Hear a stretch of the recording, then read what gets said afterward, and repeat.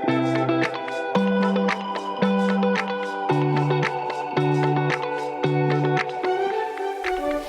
y'all, welcome to Paige's Perspective, where I help you find your inner strength to cope with life.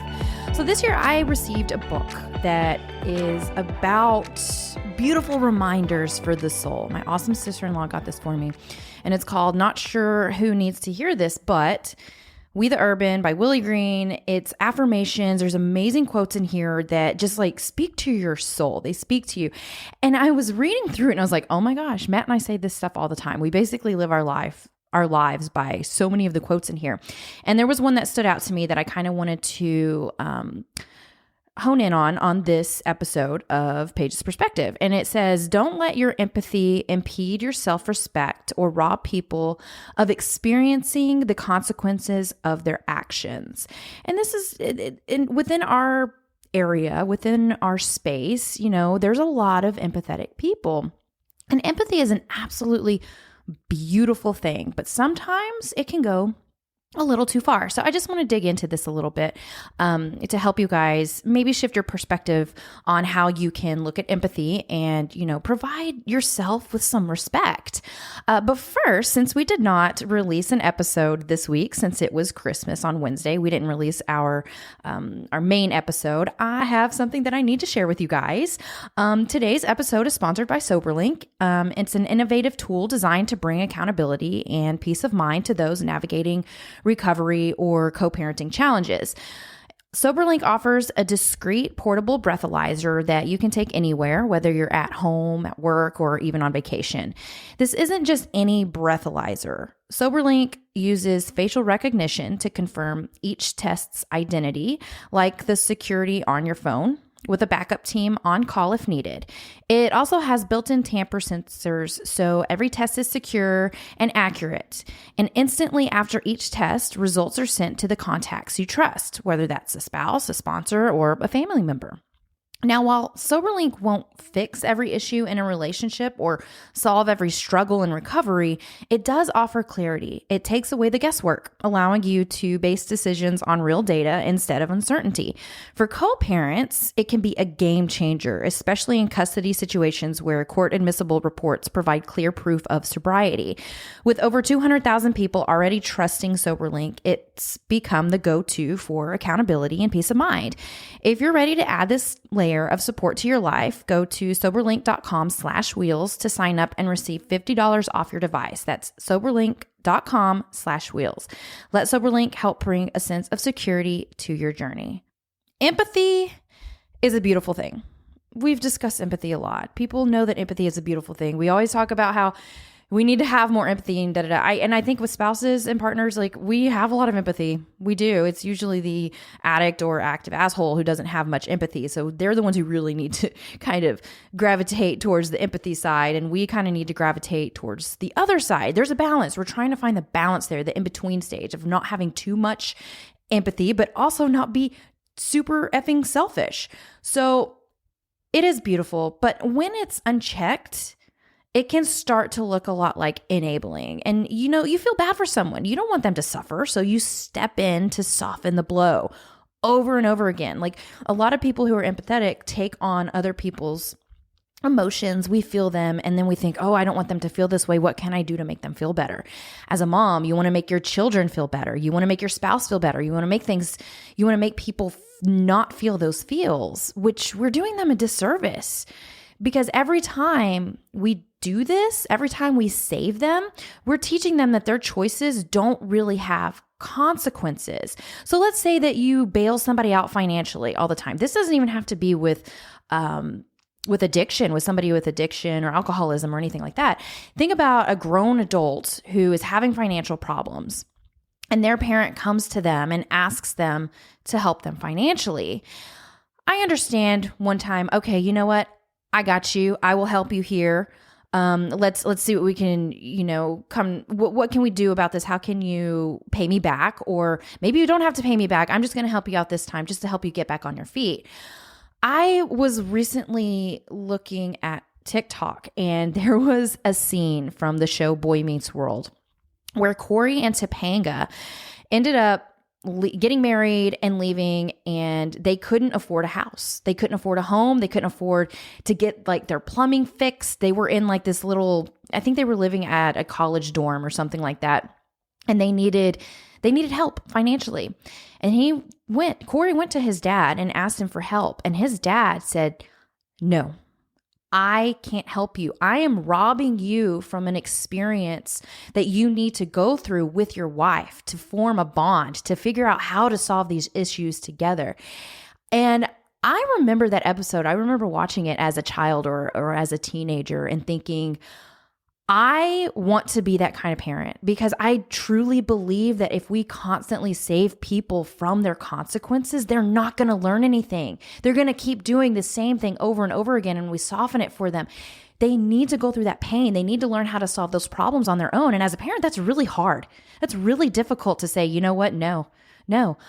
But they figured it out, and they were grateful to his parents later on down the road. So think about a time when you overextended your empathy. Like, did it make it better in the long run, or did it just delay the inevitable? So I'm going to ask questions throughout this episode. If you want to listen to it at another point and jot down some journal entries on the questions, go for it. I think it could be a really good self-reflection process for you.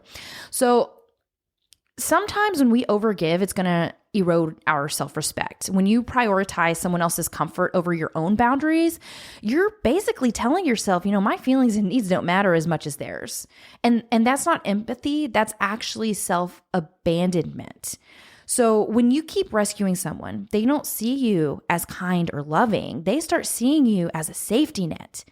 They don't grow, and you end up feeling used or resentful, and nobody wins because you're constantly giving, and they're like, okay, I know what I can take from this person. They're going to make my life easier, so I'm going to keep doing what I'm doing, and they're going to keep doing what they're doing, and in the long run, everyone's just going to be resentful because there's no growth there. It's actually going to get progressively worse. So I want you to question this. Where have you traded your self-respect for the sake of empathy, and what has it cost you? So I've talked about coddling before. I try not to coddle my children. I don't want to coddle my husband because people don't change when we coddle them. They change because their life hits them really hard. It hits them hard enough that they realize that something has to change. Something has to give. Pain is a teacher. And when we shield someone from it, we're robbing them of the lesson. It is so loving to be able to allow others to feel what they need to feel, even if it's uncomfortable. We have to allow them to feel. And that's hard, especially people who are empathetic. You're like, I just want to save you. I don't want you to have to feel this way. But feelings are feelings. They're not good. They're not bad. They just are. And the uncomfortable feelings are the ones that we have to go through in order to find change and growth and be better than we were before. It's not whenever we take those feelings away. We can't save people from it. So, and I think about this. Okay, think about like when a bird is learning to fly, a baby bird, and they keep falling out of the nest, and they keep falling, but they keep trying. Think of little babies, like toddlers, when they're learning to walk, they keep falling, they keep falling, they keep falling. We can't save them. We can't make it easier for them. Like the mama bird doesn't save the baby bird. They just sit back and watch and let them struggle, because people need to face their own struggles. We don't need to save people from their struggles. When my children come home to me and they have something that they've struggled with at school, I wish I could save them from it. Like that's my first instinct. Like, ooh, I want to take this away. But I have to be very intentional, and I really think about it. And I'm thinking, you know what? I want to be their safe space and let them know that it's okay for them to go through whatever it is they're going through, and they're going to come out on top of it. They're going to be, my daughter, she's 12 years old, and she's more emotionally mature than most adults that I see every day. Like she has got, it's amazing to watch her, because I allow her to go through all of these struggles without saving her or fixing her. But I am her safe space to where that she can come to me whenever anything is going on. And that is actually tough love. Tough love isn't being like hard on somebody and mean to them and all those things. It's actually allowing people to struggle. It's allowing people to go through whatever they need to go through in order to fix themselves, or not fix themselves, but change themselves and grow and learn from it and become, the best versions of themselves. We can't do that for them. They got to do it themselves. And it doesn't mean that you stop caring. It doesn't mean that, it doesn't mean that you're just like, I just don't care. It actually means that you care enough to say that I love you, but I can't fix it for you. You got to figure this out. And that's not cruel. That's actually respect for them and for yourself. So how do we, balance empathy and boundaries? What are some practical steps that we can take to balance the two? Pause before stepping in. Anytime someone's struggling or whatnot, ask yourself, am I helping because they truly can't handle this, or because I'm uncomfortable watching them struggle? That's a huge process. Like I was reading this question and I thought to myself, wow, is it really about them, or is it more about you not wanting to feel uncomfortable? Now, next, you're going to communicate your limits. You can still express empathy. I know this is hard for you, but you're also holding the boundary by saying, I can't fix it. Like, I'm here for you, but I'm not going to help you. I'm not going to be there to fix it, but I will be by your side. I will be that safe space for you to discuss your struggles and say, like, I know this is hard, but I can't fix it. And then trust their capacity to grow. I have to trust my kids on this. I have to trust my husband. I have to trust family members. I have to trust people to figure things out on their own and not fix it, because it's not your job. It's not my job to save them. It's your job to believe that they can save themselves. And that is so fucking huge. So huge. And it's hard and it's difficult and it may take a lot of practice. But empathy and boundaries are like two sides of the same coin. If you have one without the other, something is off. You got to have both. So empathy is powerful, guys, but only when it's paired with respect for yourself and for the other person. Letting someone face the consequences of their actions isn't unkind. It's actually the kindest thing that you can do, because it gives them the opportunity to grow. It gives them that opportunity to see who they want to be, solve problems by themselves, figure it out, So the next time you're tempted to step in and save someone, ask yourself, am I really helping them? Or am I just making it easier for them to stay stuck?